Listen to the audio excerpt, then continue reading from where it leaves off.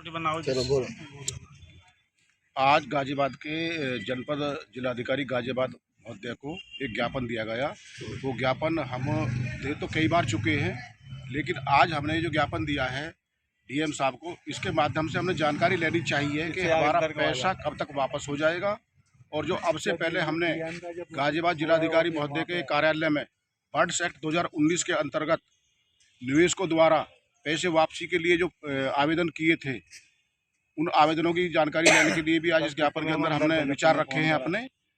और सक्षम अधिकारी के माध्यम से गाजियाबाद जिलाधिकारी महोदय को अपॉइंटेड किया गया है, जिसके द्वारा इन ठगी पीड़ितों का पैसा वापस मिल सके।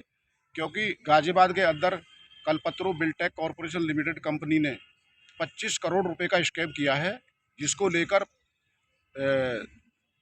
2018 से हमारा संगठन इस कंपनी से पैसे वापसी के लिए बराबर संघर्षरत है। और बार बार गाजियाबाद के सक्षम अधिकारियों को, मंडल आयुक्त को, और जी मुख्यमंत्री विशेष सचिव, प्रधानमंत्री जी, प्रधानमंत्री के विशेष सेक्रेटरी साहब, और ये राष्ट्रपति भवन के लिए भी हमने कितनी बार, सैकड़ों बार ज्ञापन दिए हैं।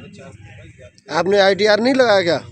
आईटीआर लगाए हैं, लेकिन यहाँ के सक्षम अधिकारी भी सही तरीके से उनका जवाब नहीं दे पाते, घोल-मोल जवाब देते हैं। तो आपकी कार्रवाई कहाँ तक पहुँची है पता लगता है आपकी आईटीआर लगने से?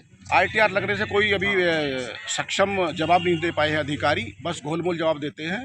लेकिन अब हमारा पीछे माननीय प्रधानमंत्री जी के कार्यालय पे हमने एक प्रोग्राम रखा था, तो वहाँ पर राकेश सिन्हा जी थे। उनके माध्यम से हमने प्रधानमंत्री जी से 12 मार्च 2024 के लिए एक समय स्थापित करा है। और वहाँ पर हमारे जितनी भी ये सैकड़ों कंपनी थी, सभी के निवेशक, एजेंट्स और अभिकर्ता सब वहाँ पर एकत्रित हो रहे हैं। करीबन 5 लाख की संख्या में लगभग हम रामलीला मैदान दिल्ली में इकट्ठे होंगे। और वहाँ पर माननीय प्रधानमंत्री जी को हमने आमंत्रित किया है, वे पब्लिक के बीच में आकर अपना विचार रखें। और बर्ड्स एक्ट 2019 जो माननीय प्रधानमंत्री जी का लोकप्रिय एक्ट बनाया है उन्होंने, उसके तहत सभी निवेशकों का पैसा वापस कराया जाए, जिससे देश की जनता का जो पैसा फंसा हुआ है वो वापस मिल सके, पब्लिक अपने सपने को साकार कर सके, अपनी बहन बेटी की शादी कर सके, अपनी हारी बीमारी में के लिए अपने द्वारा दिए गए पैसे को वापस प्राप्त कर जीवन को शालीनता से जी सके। एक 10 सरकार ने एक नंबर लगाया है, टोल फ्री नंबर 1076 1077, इन पे आपने कॉल करा, क्या बताया? सर कॉल करते हैं, आध्यान तो जाता रहो, व्यस्त जाता है फ़ोन, और बात भी करते हैं तो वो बरगला देते हैं कि आप लखनऊ बात करो, आप मेरठ बात करो, आप यहाँ से कोई हेल्प नहीं होगी आपकी। सही जानकारी, सटीक जानकारी नहीं देती है। नंबर जो दे रखा टोल फ्री, नया एक तरीके से एक नाम मात्र का नंबर जारी कर रखा है इन्होंने, पब्लिक के लिए कोई सुविधा नहीं मिलती उस नंबर से। तो सारे लोग उस पर नंबर लगाओ बारी बारी, जो कि आगे पता किसी को तो कुछ देंगे। लगाए हैं सर, हमारे कितने साथी ने नंबर लगाए हैं वहाँ पर। हमारे एक संजय साथी हैं, उन्होंने भी कई बार कॉल करी है, लेकिन उनके लिए भी बार बार ये बोल दिया जाता है कि भाई आप लखनऊ बात कीजिए। और भी हमारे डॉक्टर भोपाल जी हैं, डॉक्टर अशोक जी हैं, डॉक्टर गुलाब सिंह जी हैं, डॉक्टर रतनपाल जी हैं, सभी ने बारी बारी से कई बार कोशिश करी है कि बात हो जाए हमारी, लेकिन उस तरीके से क्या नाम है वो बार बार बहकाने वाली बातें करते हैं, सटीकता का जवाब कोई नहीं देता। मुख्यमंत्री और प्रधानमंत्री के खिलाफ विरोध करो, ये नंबर आपने जब चालू करा है तो उस पर सटीक जानकारी क्यों नहीं देते हैं? अगर मुख्यमंत्री और प्रधानमंत्री जी के खिलाफ हम कोई विरोध करते हैं तो उसमें क्या नाम है, देश के अंदर, पूरे देश के अंदर धारा 144 लगा रखी है, और उसमें टाइम बाउंड कर देते कि किसी पार्क में ले जाकर बिठा देते हैं, किसी सरकारी बिल्डिंग में जाकर बंद कर देते हैं।